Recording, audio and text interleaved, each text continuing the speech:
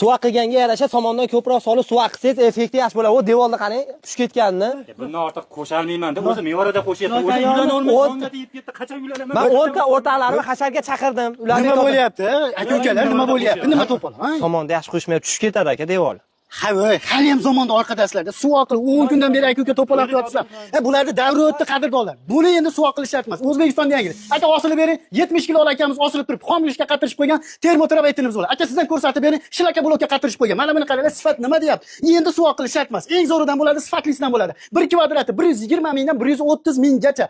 Mana bunisiga termopanelga keladigan bo'lsak, xohlagan ranglaringizda, xohlagan fasonda qilib beradi. Shilaka blokka qatirishib qo'yibdi, orqasiga kelaverib, qadrdonlar ko'ryapsizlar. 70 mingdan 120 minggacha. Xohlasangiz so'kilgan zo'rlardan chiqarib beradi, qadrdonlar. Gipga kameramiz, trenddan tushmaydigan, o'tda yonmaydi, suvda cho'kmaydi, namda sho'rda o'ziga olmaydigan zo'ridan bo'ladi. 1 kvadrat 50 ming so'm, 50 ming so'm ichiga gipga kamer, laka, kelay, gruntovkasi. Qadrdonlar, bugun biz Farg'ona viloyati, ya'ni Furqat tumanidamiz. Kimga qiziq bo'ladigan bo'lsa, pastda nomer qoldirganmiz. Narxlar juda ham arzon, sifatli.